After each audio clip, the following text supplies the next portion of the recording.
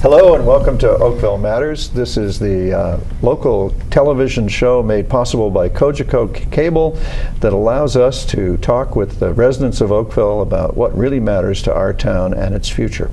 With us today to talk about the role of innovation in our future are Rina Carlini, who's the CEO of Haltech, and Rick Stomphorst, who's the founder of Silicon Halton. Doesn't that have a great sound? And Dorothy St. George, who's the Director of Economic Development in Oakville. And welcome and thank you for joining me today on this. Rina, tell us what Haltech is out to do. Well, Haltech is working in all across the Halton region in serving Oakville as well as Burlington, Milton, and Halton Hills. But who loves you the best? Absolutely. Our office currently is in Oakville, but we are also increasing our presence across the region. What we do is we work with technology companies, startups, entrepreneurs, and we help them advance and accelerate innovation by helping them transform their good ideas and products and services into well-positioned growing ventures. So we provide a lot of business acceleration services and support, coaching, introducing them to investment opportunities and funding opportunities, and much more. And that's what we do in the region as a nonprofit organization. And do they pay you for these services? No, as a nonprofit, we're actually funded and supported by the Government of Ontario, the Ministry of Economic Development and Growth, as well as the Ministry of Research, Innovation and Science. And as such, those services are free to those technology startups. So the Government of Ontario is helping us grow businesses in the high-tech sector in Oakville and Halton? Absolutely, and in fact, if I may add, we are one of 17 regional innovation centers across the province, and we're a member of what's called the One Network, or Ontario Network of Entrepreneurs. Oh my God. Rick, I remember Silicon Halton starting up at a pizza joint and standing on a chair, yes, talking to you guys and saying that you were a breath of fresh air and a good thing to happen. Tell us how you came to start. Yeah, myself, I'm one of the co-founders, and myself and my other two co-founders are Rina Dougal and Chris Herbert. I kind of jokingly say we were kind of sitting around like typical Canadians bemoaning the fact that nothing like this existed in the area. And then one of my co-founders, I know it wasn't me, said, well, why don't we start something? I thought, yeah, why don't we? So we started off very modest, a pizza joint, standing up on chairs, hollering. And about what we are now is launching in 2009. We're a grassroots, community-driven group of technology enthusiasts who make a living or work in the technology industry. And we kind of, our three pillars are community, technology, and growth. Everything we do encompasses those pillars in some way, shape, or form. So we run a number of events throughout the month. We're self-funded. Some of the events are absolutely free. Some events people pay to go to. And it's just been a great experience over the last 7 years now, and some almost 100 meetups later, monthly meetups later, we've grown to about 1,500 people. And we've literally seen, companies start as just an idea and then start to grow. We're not just focused on startups. We're focused on the bigger companies as well, helping them kind of get an entrepreneurial spirit. Well, you guys were definitely far-sighted pioneers because the entire group fit in that funny little, almost a garage. Yeah. At the start, yeah. And 1,500, you're not fitting in very many places anymore. And we don't have all 1,500 coming out to any one event, and sometimes we might still fit in that venue. But we had say for example, last month we had an event, a demo night, and we had about 100 people at the QE Park facilities in Oakville. And just again, an opportunity for companies to showcase what they're building. Some startups, one group of students, and then one fairly large company that had a new product. And which part of QE are you using for those We're sessions? using the black box room. That black box is a pretty amazing room. Yeah, it's a funky room. Because you can do anything you want there. Yeah. You could do a TV show there. Yeah. So Dorothy, you're responsible for our award-winning economic development strategy that has not only won awards but actually guided some pretty impressive growth on the economic side in terms of job creation in our town. Can you help the people at home understand how you came to do that? Well, the strategy was developed almost 10 years ago, and we looked at the assets in our community. And when you think about the people and the strengths of the people living in Oakville, we have a great strengths in professional services, life sciences, digital media. We also have institutions like Sheridan College that are really driving a lot of innovative work in the community. So the strategy is focused on 4 main pillars: advanced manufacturing, life sciences, digital media and animation, and professional services. And economic development is marketing Oakville as a place for investment primarily in those target sectors. So we work with companies in the community on business retention and expansion, and we've seen a lot of growth in our existing companies. But we're also getting interest from regional, from national, and international companies investing in Oakville. We are, and we've done a little bit of foreign travel in aid of that as well. I know, but how much has it helped you growing up in Oakville and knowing Oakville the way you do? It's like coming back to Oakville is like coming home, and knowing the community, understanding where the growth is happening is a big benefit to what I do. And you have an MBA, right? Yes, I do. So what was your motivation? What were you trying, when you set out to go on that track as you were developing yourself, what were you thinking? I wasn't thinking of positions or career development. I was thinking about projects and things that I wanted to achieve.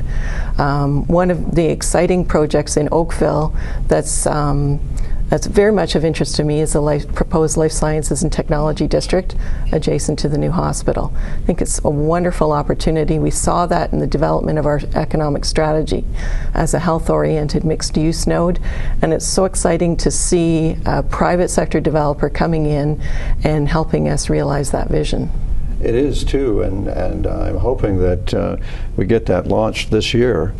And Rick and Rina and Dorothy, the innovation hub that we're opening in downtown Oakville, subject only to council's approval, which I am sure that council's going to do. What can we look to that for? Well, we've had a lot of discussion with our partners, with Silicon Halton, with Haltech, with Sheridan College, with various businesses in the community, and all of them see a need for a geographic location in Oakville to help foster that culture of innovation. And certainly Haltech and Silicon Halton have been amazing partners in bringing together the people, and through those discussions we realized we need space for these companies to grow. And the former post office site on Church Street will allow us to bring those people together and help with that delivery. So Rick and Rina, what kind of a hand have you had in this innovation hub? We've been providing just a lot of thought, I'll say leadership. I don't know, perhaps be that bold, but just a lot of input into what our thoughts are. And for that hub, for example, I see it kind of like that that green Lego board that we used to play with. Kind of starts off blank, but everybody's going to come to the table and add little pieces to it. And eventually, we don't exactly know what's going to come out of that, but like Silicon Halton we launched, we didn't quite know what was going to happen, right? We just have a leap of faith, and good things will happen once it gets going. Rina, what's your take? Well, Dorothy and I have had lots of conversations about it since probably when it first came around, the notion of developing the space for that. And I also, because we're incubated within the Sheridan College, I hear some of that conversation from the Sheridan College side too. So everyone's very excited about it. In my view, the space makes the place. So you really have to have a defined space for innovation and for it to be sort of a center point of gathering for tech innovators, business leaders who want to leverage some of those innovations. And it has to reflect the feeling of newness and forward thinking and progress that's happening. What we have is we have probably over 100 companies, I think close to 120 companies in our portfolio, all tech companies, primarily startups and some that are now in a high growth positioning. about 40% of them are from Oakville. And that's a sizable number across the region. And they're doing really interesting and innovative things, gaining funding, award grants, all kinds of exposure. And that place could serve as a place to really promote them, to actually even offer them an opportunity to co-locate or spend some time there to promote their products if they already have their own office space. A lot of these companies, though, are looking for short-term office space for about a year or two maximum, because they're still growing their businesses and they need something that's a short-term commitment within a community of similar-minded, like-minded entrepreneurs and technology innovators. So we don't have such a space anywhere in Oakville like that right now, and much less across Halton region. And so this would be a very exciting center point of attraction for Oakville and really showcase all of those wonderful companies that, in fact, Haltech is working with right now. And I'd love to give examples of some of those companies if you'd like to know more. Well, we definitely would like to hear about them, and they would enjoy a shout out. Dorothy and I have seen innovation centers in China with, and this is the most interesting observation I had from the ones, they have young people from all over the world working in their innovation centers. They're magnets for talent around the world, and obviously very good for their own young people and entrepreneurs as well. The first innovation center that I ever saw was back when David Johnson was head of the University of Waterloo. He's a friend of my wife's, and he invited us up and gave us a tour of their innovation center that they rightly very proud of. And asked me, and what do you have? And I had to say, well, nothing yet, but we're getting there now. And they say the municipal level is the fastest acting level of government, by the way, so go figure. I know that some shout outs would be very welcome to the people that are chasing their entrepreneurial dreams. And who are you going to start with? Well, I actually have, if I may, 3 companies that I want to give a shout out to, and we have many more in Oakville, so it's not exclusive to these 3. But I'm so proud of the work that they've done, and I really think everyone in the town of Oakville should be proud of them. The first probably that comes to mind is Cloud DX. Cloud DX is co-founded by Dr. Sunny Coley, who is actually a ICU physician at the Oakville Trafalgar Memorial Hospital. And that's his full-time job. But he has this fantastic company with an excellent team behind him, building and growing over the last 2 years. And what has that company accomplished?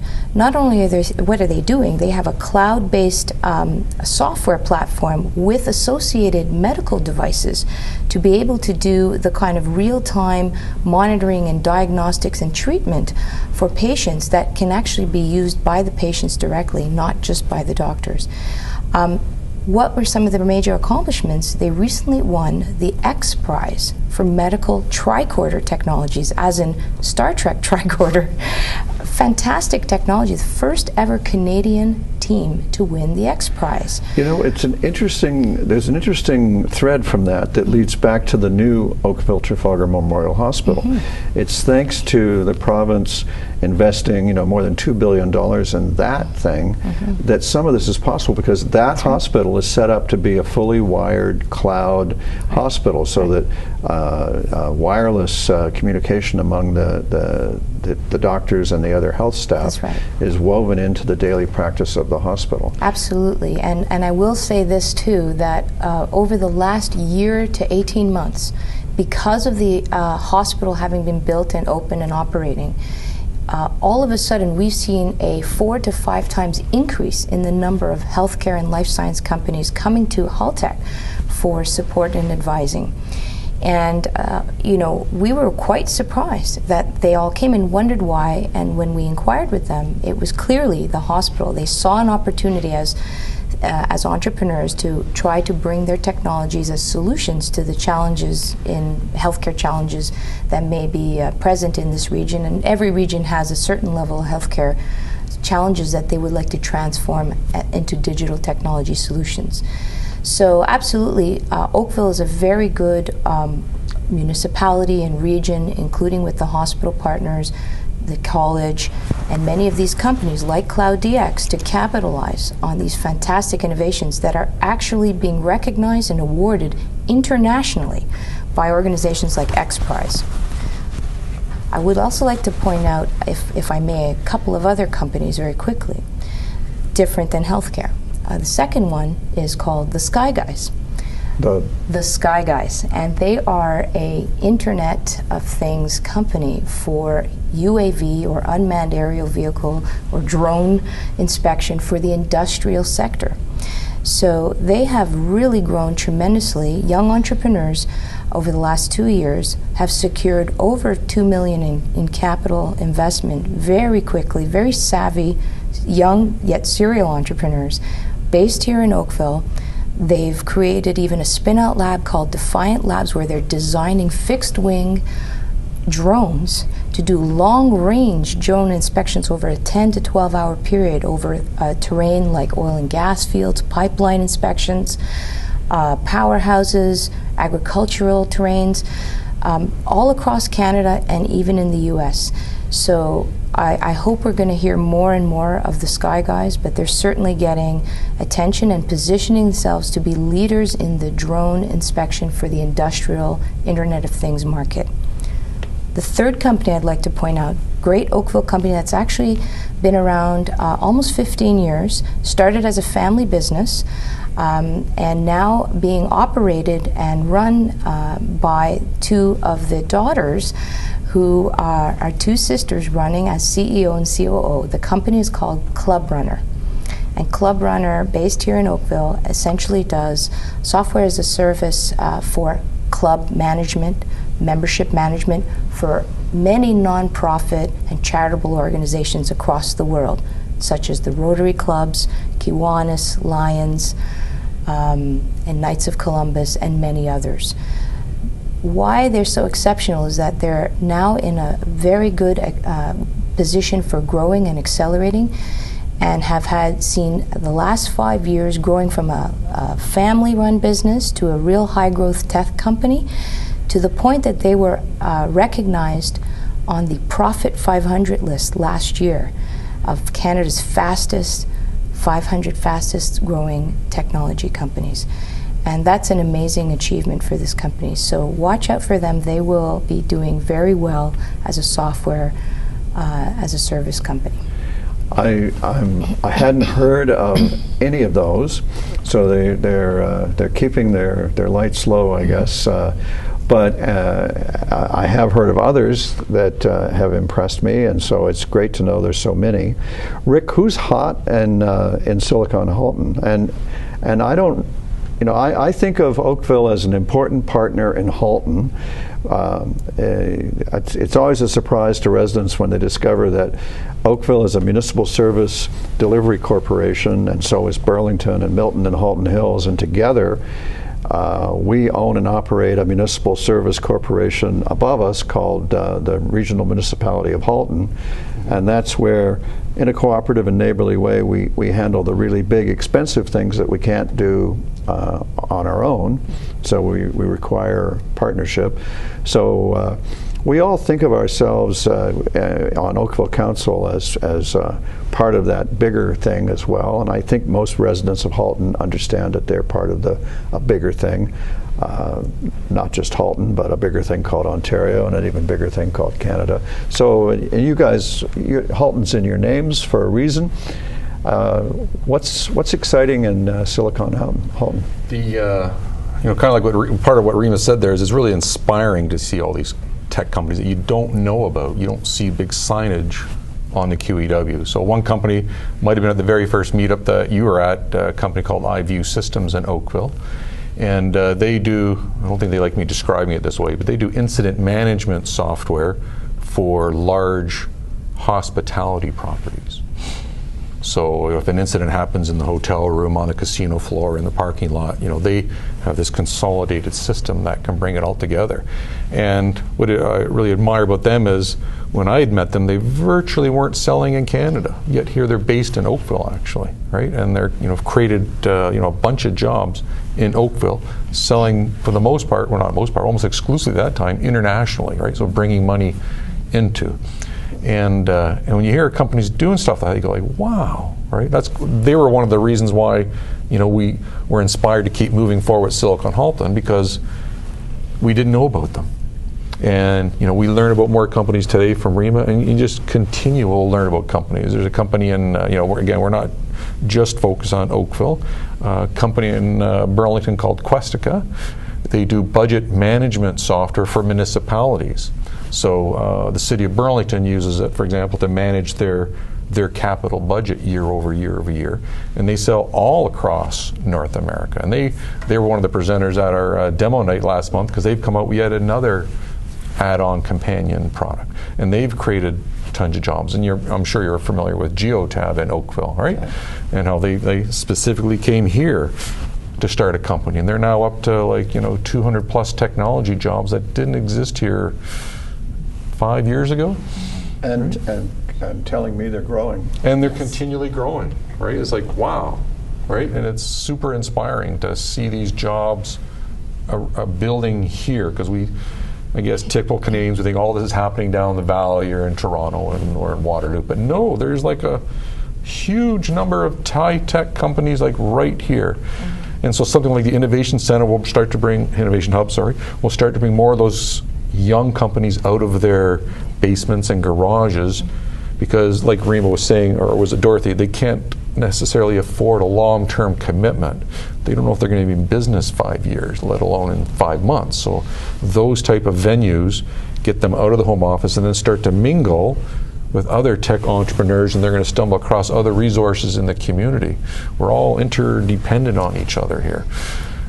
Well, there's two benefits from this culture of innovation. The first, I think, that matters probably the most to people is this is an engine of our continued prosperity.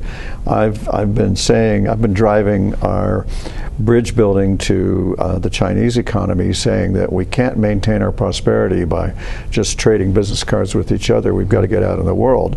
But equally, we can't maintain our prosperity if we aren't innovating and growing new businesses. Innovation has another benefit to the residents, which is the culture and atmosphere of innovation is very important for the town government, the town service delivery itself. We are under constant pressure. Council and I place constant pressure on the town manager to develop innovative ways to deliver the services that residents want, so that we can keep tax increases at or below inflation. And that can't be done without innovation and renewal and frankly very hard-eyed looks at how we do things. And so you will have seen over the last 11 years innovations and changes in the way we deliver certainly our most expensive services. Transit is one, for example, where we've introduced a number of innovations, and we're continually out there on the bleeding edge of innovation there. One of the things that Oakville is really unique for is the amount of volunteering, the number of community groups. This is a really important part of the health of our community, the strength of our community, the knowing each other and working together to make a better place to live. And I'm hoping that some innovator, maybe you've already met them and you can tell me about it, will come up with what I'll call volunteer, some kind of soft online platform that would allow people to register as a would-be volunteer and get connected with something that they want to be involved in. We don't really have that kind of village commons, the electronic version of a village commons where you match up each other with what you want to do. But we are starting it in the old-fashioned way, which is bringing companies together to help us solve challenges for the city, to help Oakville become that smart city and the most livable town in Canada. And we're just in the planning stages for a vendor day, so we can identify challenges we want to face, such as transportation, parking, things in the community, and we're inviting companies to come in and give us smart city ideas and technologies and solutions to those. And this started with a group in Oakville, companies that came together as part of the Oakville chapter of the professional engineers called Halton Champions of Innovation. And they met with town staff. We looked at the Lakeshore Road reconstruction project, and they identified technologies that we can build in to future-proof the downtown area for Oakville. Certainly businesses in the downtown and on Kerr Street and Bronte, all those traditional small town business street environments that we value would benefit from innovation. I know our taxi companies need to innovate in some way to compete with Uber and Lyft and all of those. And frankly, transit remains a problem for us. We've got to figure out some way to make transit more accessible, more usable, and the innovator who's going to do that for us has not shown up yet. I've looked at Uber's transit ideas, and I don't think they're going to work. But we definitely have got to get more and more into on-demand services. And big companies like Ford are exploring solutions like that with the recent purchase of Chariot. That's right. Yeah, let's hope that that'll turn into something. Mm-hmm. I'm looking forward to hearing more about that from them. If I may add, it's a great trend, actually. That's an example of microtransit that's following the kind of Uber platform model, but for shuttle bus kind of management as an alternative to municipal investment in transit. To expand it and make it a bit more convenient and less rigid to timelines and schedules. But just to the point about putting out the challenges that Dorothy makes, I think that more of that is great to have in municipalities. The USA has had for many decades what's called the SBIR program, government-funded program to fund research and innovation to tackle big challenges in cities and communities across the USA, and companies as well, but mostly at a municipal or state level. Ontario has now just started to do a similar model called the Ontario Small Business Innovation Challenge. And that was really just launched since March. And so I think it's a great opportunity for municipalities at the city level or regional level, you know, to put out those kinds of opportunities and say, here are the challenges in our municipality. We'd like those opportunities, and maybe there might be a small little bit of fun to bring out those ideas forward and sort of incentivize them to come forward. Well, on that note, we're out of time, but I'm sure that good things are coming on the innovation front. Thanks for being with us today.